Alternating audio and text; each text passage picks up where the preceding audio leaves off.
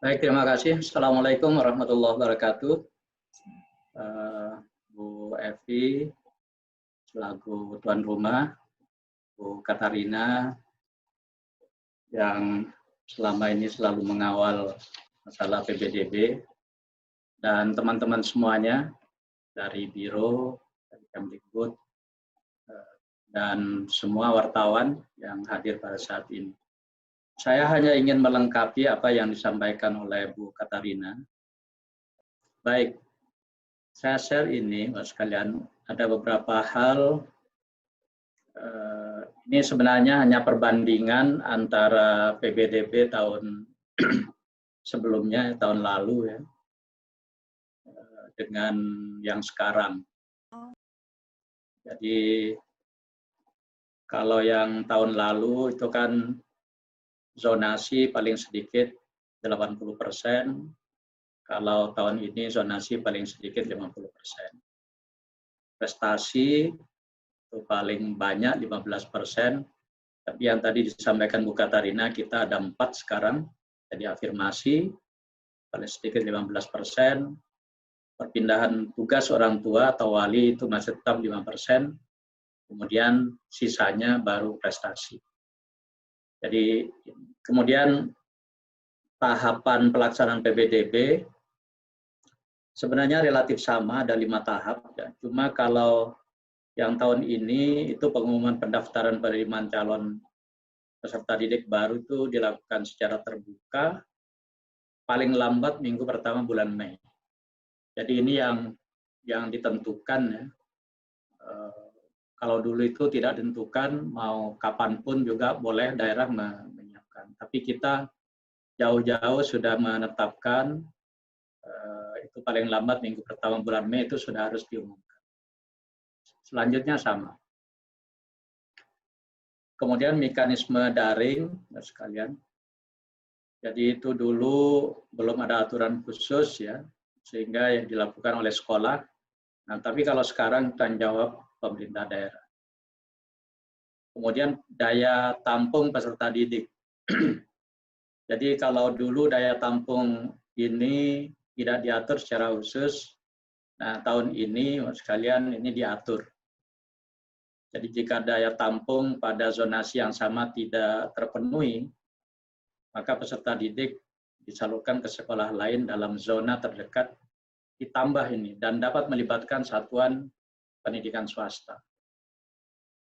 Nah kemudian ini juga ada tambahan, jika daya tampung untuk jalur afirmasi atau perpindahan tua tidak mencukupi, maka seleksi dilaksanakan berdasarkan jarak tempat tinggal terdekat ke sekolah. Kemudian ini yang jalur prestasi, ya. Jadi jalur prestasi ini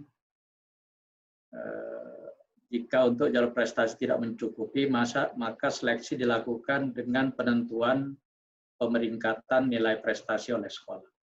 Jadi semuanya ini diatur lebih jelas ya daripada tahun sebelumnya.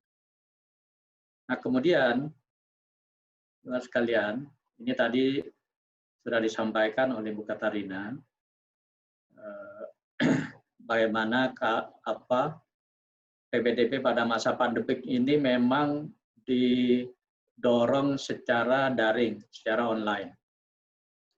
Tetapi kalau terpaksa tidak bisa secara daring, maka bisa menggunakan luring, luar jaringan, tetapi tetap mengikuti protokol kesehatan secara ketat.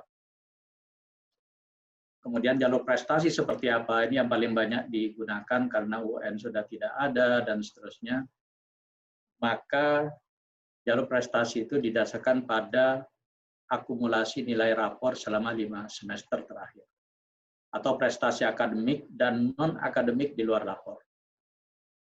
Nah kemudian yang berikutnya Pusdatin ini memang diminta untuk menyediakan bantuan teknis bagi daerah yang memerlukan mekanisme PPDB daring. Nah untuk sementara ini yang dilayani ini fokus ke kabupaten kota, jadi SD dan SMP. Karena yang provinsi ini relatif sudah online ya, sudah daring selama ini. Nah sekarang Mas sekalian, sebenarnya berapa sih kira-kira jumlah siswa dan daya tampung PPDB tahun pelajaran tahun ini? Jadi kalau PAUD tahun ini itu kira-kira yang sudah pindah ke SD itu sekitar 2,3 juta. Jadi kemungkinan PAUD ini estimasinya itu 2,3 lebih, kira-kira seperti itu.